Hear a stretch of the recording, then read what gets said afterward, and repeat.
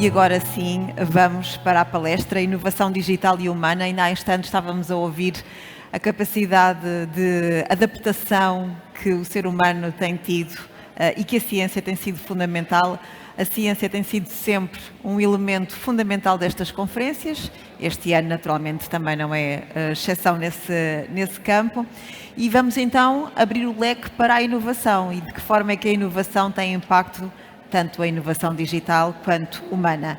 Para isso, e porque falamos de ciência, não podíamos convidar outra pessoa que não fosse o professor Carlos Fiolhais, professor catedrático de Física na Universidade de Coimbra, onde fundou o Centro de Física Computacional, uma carreira vastíssima enquanto comunicador da ciência, com mais de 3 dezenas de livros publicados. Vou só destacar 2, Física Divertida e A Coisa Mais Preciosa que Temos. É uma figura que todos conhecemos e que, inclusivamente, é responsável pela instalação do maior supercomputador português para cálculo científico, também conhecido por Centopeia. Dr. Carlos Fiolhais, professor, seja bem-vindo. Muito obrigada. Muito boa tarde. Inovação é, por exemplo, o que vimos agora. Alguém teve a ideia de juntar um cardeal da igreja, uma professora de literatura, um advogado e um ilustre professor e investigador de medicina. Falaram muito bem do futuro, mas para mim o futuro é um tema muito difícil, de modo que eu vou falar do passado. E no passado sabemos nós que houve um grande momento transformador, um grande momento inovador, que foi a Revolução Industrial, que começou na Inglaterra no século XVIII e que fez isto à economia, fez disparar a economia. Foi simplesmente isto: nascia-se, vivia-se e morria-se rapidamente, tão pobre como se tinha nascido. A partir da Revolução Industrial passou a haver aquilo que chamamos hoje desenvolvimento. Passou a haver máquinas. Primeira máquina a vapor, mas no século XIX apareceu a primeira máquina de calcular. Foi um matemático, engenheiro, inventor e filósofo inglês, Charles Babbage, que fez uma máquina, não chegou a fazer na prática, isto é um modelo baseado naquilo que ele planeou, que é uma máquina mecânica, com rodas dentadas. Não era ainda elétrica e muito menos eletrónica. E houve uma senhora, uma jovem de 27 anos, que teve uma ideia que fez mover o mundo, a ideia do algoritmo, que o algoritmo é uma receita para a máquina fazer coisas. Esta rapariga, Ada Lovelace, era filha do Lord Byron. O pai abandonou a filha, foi morrer na Grécia, em combate numa guerra. Mas o que é curioso é que a mãe educou a filha para fugir o mais possível da poesia, porque associava à loucura do pai, e ensinou-lhe matemática. E, portanto, ela teve um único escrito, que é basicamente o que ela fez foi um artigo anotado sobre a máquina de Babbage. E nessa anotação está lá a ideia de algoritmo. E, portanto, é uma invenção feminina, é uma inovação feminina, o algoritmo. A lógica digital, por sua vez, lógica digital significa traduzir tudo por zeros e uns e combinar os zeros e uns para fazer novas coisas, é de um matemático e filósofo inglês, autodidata, repare-se, do mesmo tempo da Ada Lovelace, que é o autor, em 1854, de um livro intitulado As Leis do Pensamento. Reparem nisto, as leis do pensamento. Por outras palavras, o digital nasce, e ele diz aqui muito claramente, para investigar as leis fundamentais do funcionamento do cérebro, através das quais se faz o raciocínio. A lógica foi criada para tentar imitar aquilo que o nosso cérebro fazia. Isto são as portas lógicas, é com base nisto que funciona o mundo. Há uns zeros, há uns uns, e combinam-se os zeros e os uns para dar outros zeros e uns. É só isto. Ora bem, o primeiro computador digital apareceu só no fim da guerra. Chamava-se ENIAC, era um monstro de válvulas, mas podia ser programado e podia executar algoritmos. Podia, enfim, cumprir aquelas regras de execução de uma máquina que a Ada Lovelace tinha previsto. Mas não era ainda transistores, as válvulas demoravam muito tempo a aquecer. O primeiro transistor só surge no fim da guerra, em 1947, e tinha 3 centímetros. Pois imaginem, um circuito integrado que está dentro de um telemóvel tem 19 mil milhões de transistores. O progresso existe e o progresso no domínio digital foi isto, encaixotar no mesmo espaço onde cabia um para passarem a caber 19 mil milhões. Foram 3 físicos que tiveram a ideia do transistor e por isso ganharam o prémio da física no ano em que eu nasci. E a partir daí começou-se a juntar os transistores, fazer os chamados circuitos integrados. O primeiro que foi vendido em 1961 tinha um transistor, 3 resistências e um condensador. Pasmamos com a quantidade de circuitos que existem dentro dos nossos bolsos. Houve um cientista dessa época, de origem químico, mas que se tornou empresário, que em 1965 faz uma previsão que havia de se revelar certeira, que é precisamente o número de transistores que era possível empacotar no mesmo espaço. Ele diz, em cada 2 anos, em 1965, ele diz, em cada 2 anos vai passar para o dobro. E só tinha 5 pontos. A escala é uma escala de potências. Portanto, é uma lei exponencial. Em cada 2 anos vai passar para o dobro. Chamava-se Charles Moore, chama-se Lei de Moore que se cumpriu, e uma das razões por que se cumpriu é que ele fundou uma fábrica chamada Intel, ele era o dono da fábrica e, portanto, esperava 2 anos para pôr o próximo chip com o dobro dos transistores. Ao mesmo preço do anterior, o que significa democratizando o acesso ao digital. Chama-se isto inovação. É difícil, talvez, de perceber isto, mas eu vou dar uma ajuda com a regra do jogo de xadrez. O inventor oriental do jogo de xadrez, naturalmente, ofereceu o jogo ao rei e o rei ficou maravilhado com o jogo e perguntou: o que é que queres que me recompense? Ele disse, uma coisa simples, 1 grão de arroz pela primeira casa do tabuleiro, 2 grãos de arroz o dobro pela segunda, o dobro 4 pela terceira e assim sucessivamente. E o rei disse, os reis não sabem muito de matemática, assim, é só isso, eu dou-te isso. Pois bem, está ali o número de grãos que é uma conta simples, que são necessários para pagar a recompensa. Não há terreno no mundo que permita cultivar estes grãos durante 1 ano. O que significa que o rei, é normal também nos governantes, prometeu aquilo que não podia. E, portanto, a evolução digital é esta sucessão das máquinas grandes para as máquinas mais pequenas. Nós todos assistimos a isto, para as máquinas que andam nos nossos bolsos e que têm um poder muito maior do que as máquinas com que iniciámos. E a partir daí apareceram empresas novas, por exemplo, a fazer sistemas operativos, como a Microsoft. Os computadores pessoais usavam estes novos sistemas operativos que faziam os tais algoritmos. A menina Ada Lovelace nunca imaginou que o mundo, passado um século, havia de ser assim. Apareceu a concorrência, não é? O capitalismo, a Apple. Este foi o meu primeiro computador pessoal, não tinha memórias, tinha uma vaga ideia, porque só tinha 128 K. E os físicos que ajudaram para isto tudo, também ajudaram a ligar as máquinas. Na World Wide Web, uma organização, o protocolo que nós hoje usamos para fazer comunicações na internet, foi inventado num laboratório de física de partículas, um laboratório internacional de física de partículas, simplesmente porque os físicos queriam entrar nos computadores uns dos outros para trabalhar em conjunto. E eles fizeram aquilo e, como funcionava para eles, passou a funcionar para toda a gente. Portanto, ficam a saber, se não sabem, que isto não foi feito para fazer a Amazon, não foi feito para fazer o Tinder. Isto foi feito simplesmente porque os físicos em conjunto queriam descobrir os segredos da natureza. E o mundo tornou-se uma aldeia e era preciso uma lista telefónica nova. Eu vou ligar a quem? Como é que eu vou descobrir onde é que está alguém? Então criou-se a Google e esta gente, com estas inovações, tornaram-se de repente ricos, são das pessoas mais ricas do mundo. O primeiro iPhone, e não ganho nada por referir uma marca, como é evidente, é de 2007 e tinha uns míseros 85 milhões de transistores. Míseros porque comparem com o número do último modelo. Está um bocado... E é muito simples perceber qual é o número de transistores. A lei de Moore ainda se continua a cumprir. 2 em 2 anos passa para o dobro. 2 em 2 anos, portanto, se querem esperar por um novo telemóvel mais potente, é o dobro da potência daqui a 2 anos. Sei que não vão esperar. Qual é o maior computador do mundo, o mais poderoso computador do mundo? O supercomputador.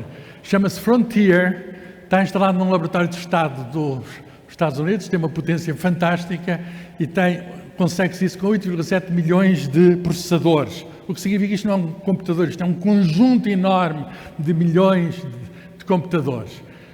O que é interessante na lista dos supercomputadores mundiais é que o número 3, pela primeira vez, os 2 primeiros são dos Estados, já agora a China não deixa que se faça os testes, mas tem também dos maiores supercomputadores do mundo. O número 3 é o primeiro privado, pertence à Microsoft, é um sistema de nuvem e é usado para quê? Para treino de sistemas de inteligência artificial. O ChatGPT foi treinado lá. A Microsoft, como sabem, é, digamos, quase a dona da OpenAI, que é a empresa do ChatGPT. O que é que se quer dizer? Porque é que só agora é que aparece o ChatGPT? Porque é que só agora é que estamos a falar mais de inteligência artificial? Por uma razão muito simples. Só agora é que há poder de cálculo suficiente para...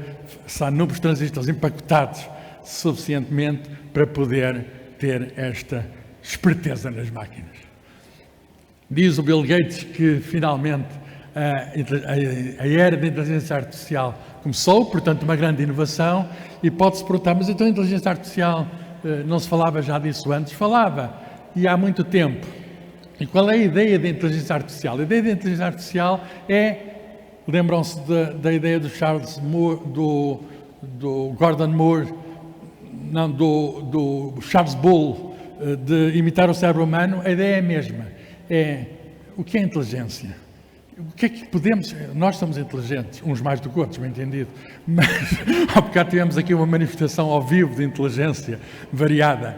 Mas o que é inteligência? É aquilo que eu estou a fazer, interagir com o mundo, falar, ver, mover-se, manipular, mas é também a capacidade de modelar o mundo e raciocinar sobre ele, a capacidade para aprender e adaptar-se, tudo isto é ser inteligente. Será que nós conseguimos imitar isto com máquinas? A verdade é esta, podemos. A maior parte destas coisas, todas aquelas que eu disse, podemos. E um dos grandes objetivos é simplesmente compreender o que é a inteligência humana. O grande cientista espanhol que descobriu de algum modo os neurónios, Ramon y Cajal, ele era um artista também, desenhou-se os neurónios. Os sistemas de inteligência artificial que fazem o ChatGPT imitam os neurónios também. Qual é a grande diferença? Enquanto que nos nossos circuitos, que são também elétricos, passam íons que são muito pesados e por isso somos muito lentos a pensar, nos computadores passam eletrões que são muito mais leves e são extremamente rápidos, não digo a pensar, mas a processar a informação. E, portanto, qual é a vantagem humana? Qual é a nossa vantagem competitiva? É que nós temos 100, 200 mil milhões de neurónios, que são mais do que o número de estrelas que há na Via Láctea, mas cada um deles estão ligados por muitas conexões, estas sinapses que se ligam a muitos outros. E esta rede intricada é algo que os nossos computadores ainda não conseguem imitar e dá-nos algumas das nossas vantagens. São vantagens que, na minha opinião, vou acabar com isso, acho que são imbatíveis. Então, o que é que faz um moderno sistema de inteligência artificial? Bem, imita macaqueia, partes do cérebro humano, mas de uma maneira rudimentar. Põe uma camada, podemos chamar neurónios, põe outra camada e faz algumas sinapses. E depois o que é que faz? Olha, dá alguma informação do input, por exemplo, a imagem de um cão ou de um gato, e depois tem de o treinar, tem de dizer, viste o cão, viste o gato, e então diz sim ou não. Se o cão chama um gato, é evidente que a resposta, o treino, vai rearranjar as ligações. E ele faz isso automaticamente. Conclusão, ao fim de pouco tempo, ele já sabe distinguir um cão de um gato, coisa que nós, em pequenino, demorámos muito tempo a fazer. Ele distingue melhor um cão de um gato agora do que uma criança. Ora bem, a história de imitar o cérebro humano é antiga, de facto. Por outras palavras, a era da inteligência artificial começou há muito. O Alan Turing tem uma história de vida interessantíssima, colocou num artigo em 1950 esta questão: são imagináveis computadores digitais que façam bem o jogo de imitação? E o jogo de imitação é isto: fazer aquilo que nós fazemos, mas por uma máquina, sendo indistinguível o resultado. Quem não souber de onde vem, não sabe quem é que fez. Chama-se teste Turing, ainda hoje. Portanto, em 1956, a palavra inteligência artificial surgiu, estavam lá pessoas de vários campos, entre eles um prémio Nobel, mais tarde prémio Nobel da Economia, e a ideia era sempre perceber como é que as redes neuronais podiam imitar a inteligência humana. Logo se percebeu que para certas coisas era simples, por exemplo, o jogo das damas. Era muito fácil fazer um programa e foi feito, mas ao entusiasmo inicial seguiu-se o desânimo, porque os computadores eram muito lentos, tinham muito pouca memória e não nos podiam bater. Até que no ano de 1999 há, de facto, um marco. E qual foi o marco? Quando o campeão mundial de xadrez, o russo Garry Kasparov, perde contra um supercomputador da IBM. A partir daí, deixaram os humanos de ganhar no xadrez as máquinas. Só um campeonato do mundo de xadrez, não pode haver entre os humanos nenhuma comunicação com uma máquina, porque quem tem a melhor máquina ganha e qualquer um de nós pode jogar com o telemóvel, mas o telemóvel ganha. Portanto, o xadrez é um domínio para o computador. Porquê? Porque eles conseguem analisar padrões de jogadas muito mais rápido do que nós. Mas o xadrez não é dos jogos mais difíceis. Os orientais têm um jogo, que é o jogo do Go, que é um jogo de estratégia, que é muito mais complicado que o xadrez. E o campeão da Coreia do Sul, chamado Lee Sedol, em 2016, foi batido por um sistema chamado AlphaGo da Google. Isto foi uma comoção no Oriente. Como é que é possível que o nosso melhor jogador leve uma porrada numa máquina? Isso alterou tudo. Mas alterou também na ciência. A ciência que cria estas coisas também é beneficiária delas. Por exemplo, a descoberta do ano de 2021 foi para a resolução de um grande problema da biologia. Foi resolvido por uma máquina, não por os humanos. O problema era difícil. Nós temos máquinas de ferramenta dentro das nossas células, são as proteínas, e a questão é, estamos nos genes da receita das proteínas. A receita não, sim, a receita. Temos os aminoácidos, que são as instruções para fazer as proteínas, mas a questão é, elas têm um certo enrolamento, dados ingredientes, como é que é o enrolamento? E um sistema de inteligência artificial conseguiu fazer isto tem consequências para encontrar novos fármacos. Por outras palavras, neste momento, a descoberta de novos fármacos é muito ajudada por inteligência artificial. Então, o ChatGPT o que é? Bem, é um assistente virtual que apareceu em 2022, é uma grande inovação, não só conversa, traduz, programa, joga, cria ensaios, poesia. Eu digo que para fazer poesia à moda do Camões ele faz, não tão bem como o Camões, mas imita bem. Claro que só sabe para aquilo que foi treinado e tem falhas chamadas alucinações. Eu, por exemplo, perguntei-lhe quem era eu, põe-me livro, diz que eu sou autor de livros que não sou, por exemplo, O Universo de uma Casca de Nós não é meu, é do Stephen Hawking, mas pronto, ele está a confundir, está alucinado. E diz, esta aqui é uma ideia criativa, que eu sou fundador do Festival Internacional de Ciência de Coimbra. Isto não existe, nunca existiu, mas ele está-me a dar ideias, portanto.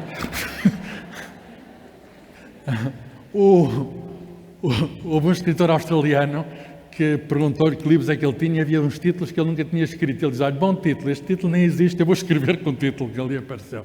Este é o jovem que está à frente desta empresa, e para perceber o impacto que esteve no mundo, o Netflix demorou 3 anos e meio a ter 1 milhão de utilizadores, coisa que o ChatGPT conseguiu em 5 dias. Isto chama-se aceleração, isto chama-se, digamos, mudança rápida. Mas há ainda pior, há ainda melhor, que é como que diz, ainda pior. Laurie Anderson, uma grande artista, foi casada, embora por pouco tempo, com o Lou Reed. O que é que aconteceu quando ele morreu? Bem, ela tinha imensas saudades e queria continuar a ter a produção do marido. Então, uma equipa de inteligência artificial analisou toda a produção poética do Lou Reed e todos os dias ela tem produção nova. E ela diz, fantástico, muito bom, ele está a falar comigo de qualquer sítio. Eu sinto mesmo isso. Portanto, há quem tenha o retrato do defunto e ela tem todos os dias a produção poética do defunto. E mais, continua a fazer filhos literários, porque o sistema também aprendeu o estilo dela e fazem até combinações e, portanto, tenho alguma coisa contra? Não, quer dizer, acho que cada um vive o luto da maneira que puder. Sistemas de visão, e aqui entra a medicina. Aqui entra o vosso domínio. Fazer reconhecimento facial, sabem que os computadores fazem isto. Às 7 de manhã, olha para mim, não me conhece, deve ser da minha cara de sono. Mas na imagiologia médica está a haver um avanço enorme. Um cientista de computadores foi muito falado porque deixou a Google chamando a atenção para as ameaças que podia ter inteligência artificial. Disse em 2016, é óbvio que vamos deixar de treinar radiologistas. Enfim, eu acho que precisamos de radiologistas, mas eles precisam de máquinas e agora precisam ainda de mais máquinas. O raio-x foi a maior descoberta, foi a maior invenção, ou descoberta que os físicos deram à medicina em 1895, mas em Portugal foi rapidamente imitado porque era fácil de imitar, basta uma descarga num tubo elétrico, e apareceu nos jornais como de facto uma grande inovação. A fotografia através dos corpos opacos, uma pessoa, sei lá, cumpriu-se aquele sonho masculino que é o Röntgen foi chamar a mulher, põe aqui a mão e ele pôde ver o interior da mão da mulher, porque é aquele sonho masculino de ver qual é o interior feminino. E, portanto, é uma coisa assombrosa ver o interior das pessoas. O nosso Egas Meniz era aluno deste professor de Física em Coimbra, que ensinava aos alunos de Medicina. E não admira que ele tenha explorado a técnica de raio-x e, como sabe, ele teve o Prémio Nobel há exatamente 65 anos por causa de técnicas de psicologia, de cirurgia mental. Naturalmente, uma outra coisa, e no caso controversa, para saber como é que é o nosso cérebro. Os TAC entram na medicina em 72 e deram o Prémio Nobel a um físico e a um engenheiro. O que significa que para ter o Prémio Nobel da Medicina não é preciso ser médico. Aliás, neste momento é dado a muitos biólogos. A ressonância magnética é de 74, claro que a ressonância já existia. Hoje temos esta multidão de imagens para ver o interior do cérebro e o Prémio Nobel de 2003 de Medicina foi dado a um químico e a um físico. O químico desenvolveu a ressonância magnética e o físico aplicou para estes problemas. Agora põe-se a questão dos empregos, que é uma coisa que preocupa a toda a gente. E preocupa porquê? Então a inteligência artificial vai mudar o mercado de trabalho? Claro que vai mudar. Sempre, as inovações tecnológicas sempre mudaram o mercado de trabalho. De antes era o robô que fazia a limpeza, agora se calhar é ele que faz com o ChatGPT, é ele que faz os textos e nós temos de fazer a limpeza. Eu não sou tão pessimista, embora haja casos que nos fazem tornar pessimistas. Por exemplo, nos Estados Unidos já há um advogado, no fundo um arguido, é assim que se diz, um arguido que usa um robô para ser o advogado. Eu não gostaria de ser representado por um advogado, mas enfim, já é permitido. Ou os exames de medicina, os exames finais de medicina, já são passados por programas do tipo ChatGPT. Portanto, para passar o exame de médico já não é preciso ser humano, que é uma coisa que me preocupa. Ou para, pessoas chamam táxi e vem um humano. Normalmente em São Francisco já temos táxis em que vem só o táxi, não vem o condutor. E então li outro dia no jornal que os cientistas avisam que a inteligência artificial vai causar perdas em todas as profissões, incluindo a mais antiga. A mais antiga eu comecei a ficar preocupado. Há ali um robô que faz tirabicas, não é? Mas eu não estou a ver robôs que... Vou tirar os exemplos. Robôs que dancem tão bem como aqueles dois humanos que nós vimos. É um anjo ou um demónio, a inteligência artificial? Pergunta a Economist. Bem, é como tudo na vida. Não há nada na vida que não tenha uma parte de anjo e que não tenha uma parte de demónio. Nós próprios, cada um de nós, temos partes de anjo e temos partes de demónio. Às vezes ao mesmo tempo, é quântico. Ora bem, um dos perigos maiores para mim não é a perda de empregos. Por isso sempre houve. A Revolução Industrial veio tirar uns empregos. Houve aquelas pessoas que destruíam as máquinas e a favor das pessoas que destruíam as máquinas, lá estava o pai da Ada Lovelace, o Byron, interveio no Parlamento Britânico a dizer que temos de tirar as máquinas. Não conseguiu. A filha deixou os algoritmos. Um dos maiores perigos é a intoxicação, porque eu posso ser filmado e posso aparecer a dizer exatamente o contrário daquilo que eu estou a dizer. No fundo é um roubo de identidade. Isto tem de ser proibido, como é óbvio, mas ainda não é proibido.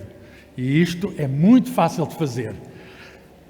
A União Europeia tem uma lei, é pioneira nas leis, mas como sabem tudo isto vem de Silicon Valley e portanto é vendido em todo o mundo. Para terminar, robôs. Robô apareceu na literatura, curiosamente.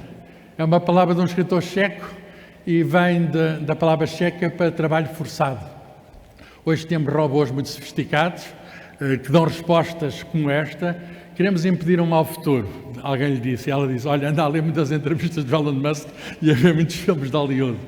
Isto é o que diz o robô Sofia, que já foi admitido como cidadã da Arábia Saudita. Eu não gostaria, sendo mulher, ser cidadã da Arábia Saudita. Mas pronto, admitiram esta para dar um exemplo de liberdade que deu às mulheres, robôs. Eles querem as mulheres, mas robotizadas. mas estão nos hospitais e nós estamos num ambiente ligado à saúde. Os robôs que começam a entrar nos hospitais podem ser até companhias para pessoas fragilizadas por alguma razão, então são uma ajuda permanente. Última hora, antes de me ir embora. Agora, como é que ao bocado diziam? Ainda não viste nada, ó Pai. Ainda não viste nada. Nós ainda não vimos nada. Há uma nova modalidade de computação que está já a produzir os computadores do futuro. São os computadores quânticos. Usam conceitos que não são clássicos, como os conceitos de sobreposição, colapso, entrelaçamento. Eu vou dizer o que é sobreposição. Nós antes tínhamos 2 bits, antes ainda agora temos 2 bits, 0 e 1, por exemplo, 0 e 1. E só pode ser 0 e só pode ser 1. Combinamos o 0 e 1, uma série de 0 e 1 para dar uma série de 0 e 1. Todas as contas 2 mais 2 igual a 4 vêm daí.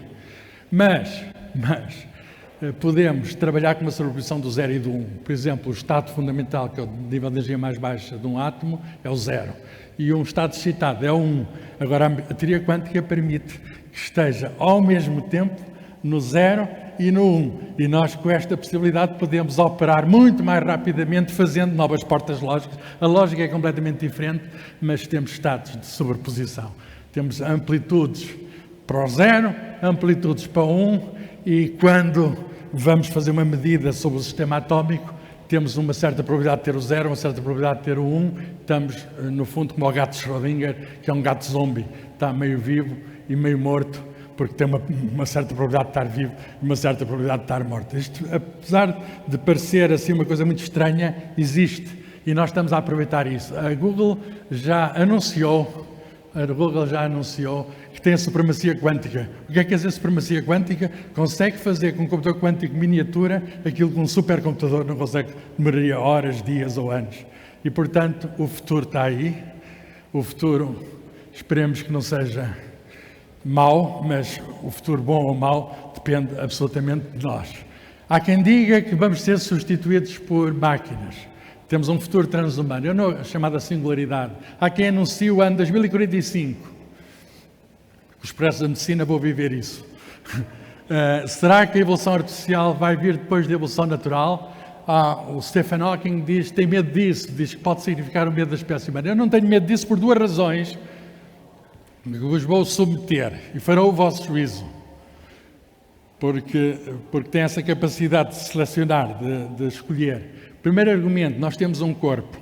Os robôs não têm um corpo, não têm, portanto, a experiência do mundo, a história do mundo que cada um de nós tem. O Descartes separou, embora erradamente, o corpo da alma. Ora bem, nós sabemos, e disse o Damasio, que nós não podemos separar o corpo da alma. Quer dizer, para o novo moderno da alma chama-se mente. Para os estados da mente é preciso ter o corpo. E, portanto, há certas coisas da mente que não podem ser imitadas por robô porque falta-lhes o corpinho, não sabem o que é ter de tirar a camisa no verão. Esse órgão do tato, por exemplo, que nos dá sensações incríveis, o robô não sabe o que é. Segunda, e foi aqui muito bem levantado, nós temos interações sociais, nós formamos comunidades para o melhor e para o pior, mas eu acentuo para o melhor. Nós conseguimos, está um rio, está um mar, nós conseguimos ir do outro lado do rio, conseguimos ir do outro lado do mar, porque não é uma pessoa sozinho. Nós, em conjunto, construímos navios e vamos ao outro lado do mar. Isto acelera a história, isso acelera aquilo que chamamos de civilização. Portanto, o mundo, como é que será no futuro? Enfim, diferente, com certeza, mas sempre foi assim. Na medicina vamos ter diagnósticos médicos automáticos, fabrico de novos medicamentos, apoio psicológico de doentes, ainda muitas coisas que vão aparecer. Enfim, eu não me importo nada que haja condução automática, um robô guiará o carro muito melhor do que eu, porque eu sou mais distraído do que o robô será. O robô nunca violará o limite de velocidade, e eu confesso que já violei o limite de velocidade.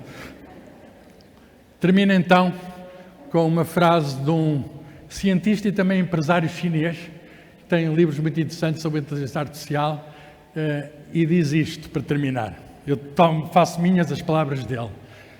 O que é o ser humano? Como ser humano? É essa a grande pergunta. Era a pergunta que estava no templo de Apolo em Delfos. Quem somos nós? Quem somos nós? O que é que nos distingue das máquinas? A aceleração das máquinas vem-nos colocar sempre, mais uma vez, esta pergunta. Quem somos nós? O que é que conseguimos fazer que as máquinas não conseguem? Se a inteligência artificial nos permitir entender verdadeiramente a nós mesmos, não será porque esses algoritmos, reparem na palavra, capturaram a essência mecânica da mente humana, que isso não existe. Será porque eles nos libertaram para esquecer as otimizações e, em vez disso, focarmos no que realmente nos torna humanos, que é, diz ele, amar e ser amados. A inteligência artificial fará o pensamento analítico, enquanto os humanos envolverão esta análise em calor e compaixão. Eu só me resta acrescentar uma palavra que vem do árabe, mas que é portuguesa. Oxalá, seja assim. Obrigado.